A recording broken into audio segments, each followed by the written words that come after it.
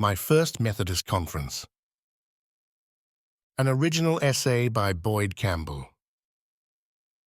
All of this has happened before, and it will all happen again. Often attributed to J.M. Barrie, an anonymous Disney writer added this line to the 1953 animated version of Peter Pan. Writers for the 2004 reboot of Battlestar Galactica recognized this as a prophecy, and like all prophecies, it contained both a promise and a warning.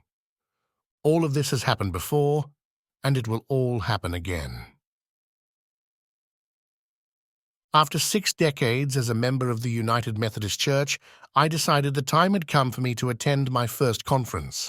My Methodism actually predates the United part, which was added in 1968. Methodism has a very democratic political structure. We have bishops, but the conference is the seat of the church. Wesley believed the conference of the church would reveal God's will. In the past, I always assumed that since the United Methodist Church had the services of my uncle, my grandfather, my father, my grandmother, my mother, and my sister, unless they needed to move something really heavy, they didn't seem like they'd have much use for me. That was until my mother got involved in the stew pot and found many, many uses for my ability to lift heavy things. However strong I was in my youth, in my years of white hair, I'm sometimes physically as weak as I was when I was just 9. When I was young and strong, I felt in my heart that the church just didn't need me. But now that I'm old, now that my body is broken, I feel the call to make my support of the church as known as possible. My body is broken, but my heart is afire. Methodists, it seems, have never followed an easy path. In the year I was born, the Mississippi Methodist Conference chose to rend itself into pieces based on questions of who to open its doors to and who counts as equal in the eyes of the Lord. 17 days before I was born, the Mississippi Methodist Conference severed ties with the young Reverend Ed King. King believed in an open and loving Methodism and chose to fight for it. He chose to fight for the integration of Mississippi churches, even though nearly every white congregation in Mississippi was against it. 6 days before I was born, my family's church, Galloway Memorial United Methodist Church, turned away students from Tougaloo College when they tried to attend a Sunday service. Whatever Galloway's ministry felt about the issue, Galloway's lay leadership was not yet ready to open its doors.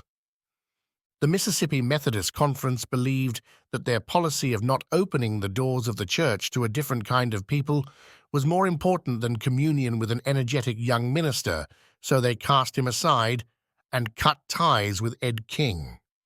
That casting aside would become important later.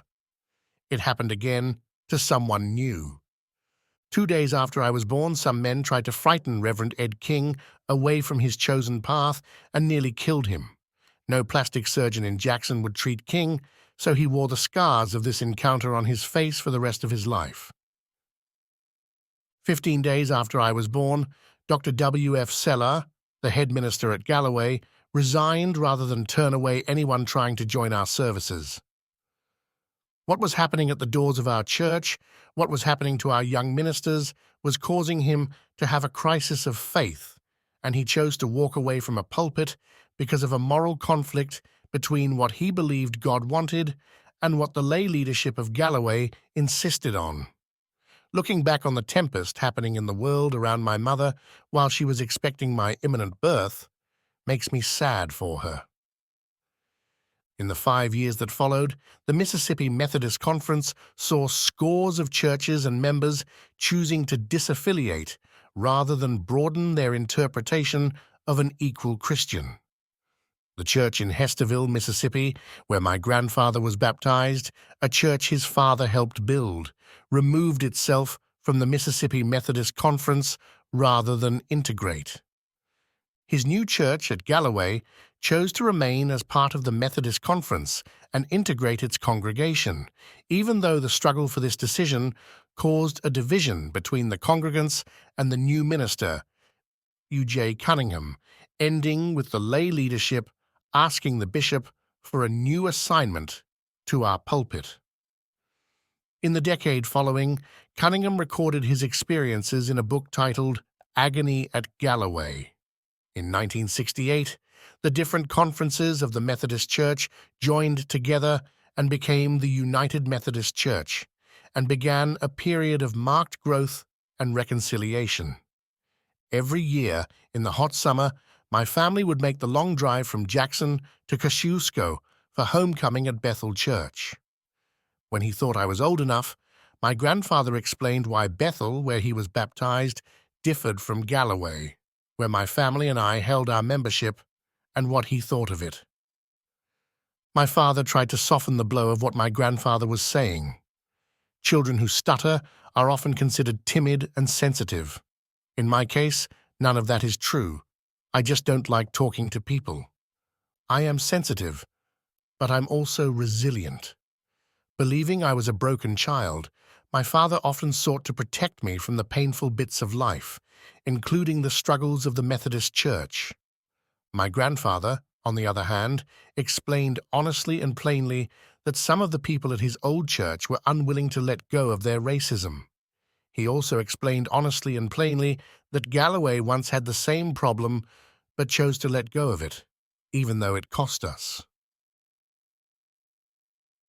This year, the United Methodist Mississippi Conference was held at Millsaps College, a place I'm intimately familiar with. The theme of this year's conference is Reigniting Our Identity. When I saw that, I thought it boldly addressed what happened in the United Methodist Church in the last few years and what's still happening now.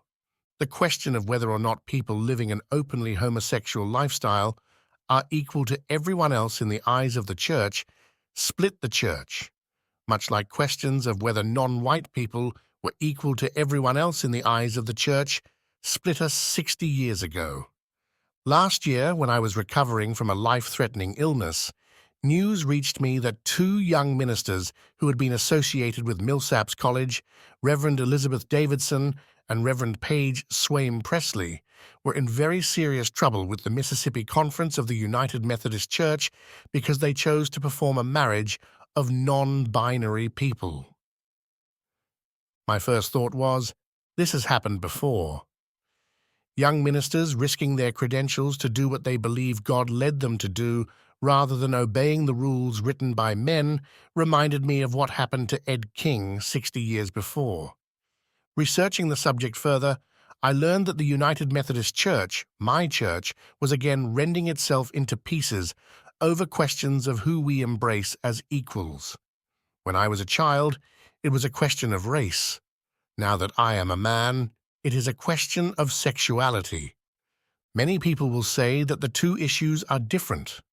From my perspective, they are the same. Questions of identity shouldn't matter before the seat of God. I believe that to God there is no sexuality, there is no race, and there is no gender. There is only love and loss. Closing the door of the church to anyone, for any reason, is only a loss. There is no love in it. There is no gain in it. Despite what happened in the 60s, the United Methodist Church saw unprecedented growth and prosperity in the 70s, 80s, and 90s. Predictions that we would never survive the schism over racial integration proved the exact opposite of what actually happened with Mississippi members of the United Methodist Conference. My church grew from an old church building and a chapel to an entire city block. Galloway became so successful that I felt there was very little I could do to contribute there. I didn't consider that these things might be a question of time. The time had not yet come when I felt the call to join in with and contribute to my church. Usually, when Christians want to make ethical choices, they pray about them. I'm not very good at praying for help. I pray to say thanks for things, but that's about it. Fortunately, God has been very good at providing me with the lessons I need to understand His will. God knew that I would one day take a side in this issue when he made me aware that there were important people in my life to whom I would have to say, "I'm sorry, but my faith says you're not as good as I am," if I didn't make the right decision on this issue. Many people believe exactly the opposite of me. They believe God compels them to reject anyone with a sexuality different from theirs. I taught myself to argue against their position using ancient linguistics and logical arguments, but I soon found out that no matter how impeccable or researched my argument was, unless they were willing to accept people in their own hearts, I would not change their minds with logos, just like they would not change mine. We are creatures that survive by cooperation, yet for some reason we work to find ways to exclude people. I suspect knowing that no matter what we accomplish, we'll never escape death makes us hold on to the fallacy that there's something about us as individuals that's better than all the other filthy mortals we see around us. Driving onto the Millsaps campus, I noticed every parking space on the north side was taken. The security guard stopped my Uber and told us that the parking under the academic complex was also full, but parking between the Christian Center and West Street may still be available. Going into what we used to call the PSC, but is now called the Hangar Dome, the first face I see is Brad Chisholm. Regarding the practicality and morality of Mississippi politics, I've always seen Brad as something of a bellwether. Knowing that his hands were on some of the sailing lines here gave me confidence. Brad may not always be on the winning side, but he's almost always on the right side. Like most conventions, the conference greets visitors with rows of tables selling wares, financial instruments, software, and, in particular, points of view. Scrolling down the rows of the tables, you'd be surprised how much convention swag United Methodists produce. There were at least 3 different types of printed tote bags for the taking. I picked up a really cool printed flashlight at the table for the Methodist Foundation of Mississippi. Slightly over 3 inches long, you'd be surprised how much light it puts out, for free. One table caught my eye. It featured the ubiquitous flame symbol of the United Methodist Church, but remade in rainbow colors. The table for reconciling ministries seemed to me might be the most important member of the convention. The United Methodist Church has officially begun the long journey of reconciliation between itself and the children the church cast off long ago. Connie and Joey Shelton were co-ministers at Galloway for many years. Since then, she's been elected bishop of the Southeastern Jurisdictional Conference, but they came to Jackson for the Mississippi Conference. It gave me confidence and warmed my heart to see them at the conference. Connie almost apologized for the conference's smaller size. Having never been to a Mississippi conference before all the disaffiliations that happened the past few years, I didn't know what it was like when there was a bigger conference. My primary concern, the reason I chose to go at all, was to see how many people were at this conference and whether there were enough to accomplish what I thought the United Methodist Church should accomplish in the coming years. And in that, I was well pleased. More than enough people were at this year's conference to accomplish great things. Ultimately, I can't change the heart of anyone who doesn't want to open the doors of their church or wants to keep certain people out of certain positions in the church. I can say that, at my church, we don't do that. In my life, I don't do that. If you are seeking God's love, then we are seeking you. Sometimes a lot of background noise will make my ADHD go haywire. When the noise of the crowd started to get to me, I moved to the crowd's periphery, a position where I could look in and try to understand it from that angle. The Millsaps Football Booster Club sold pulled pork sandwiches, popcorn, coffee, and Cokes. I paid $5 for a $3 cup of coffee because go majors. Noticing Susanna Grubb's car wearing her purple and white Millsaps logo shirt and all the Millsaps basketball championship banners hanging in the PIAC, I felt like I belonged. Susanna is moving from Galloway to Wells United Methodist Church. Historically, Wells is one of the most influential churches in the Mississippi Conference. An energetic young minister named Keith Tonkel made it so when I was a child. The table for the reconciling ministries was manned by members of Wells. Galloway's loss is Wells's gain. Considering Wells's place in the conference's history, I feel like they're in very good hands. I'm excited to see what she can produce from that pulpit. Knowing of our conflict, people who aren't Methodists are asking what the future holds for the United Methodist Church. I believe the key to our future is our past. We will answer the important questions with tough solutions, even painful ones. We will do what is right, not what is convenient or expedient.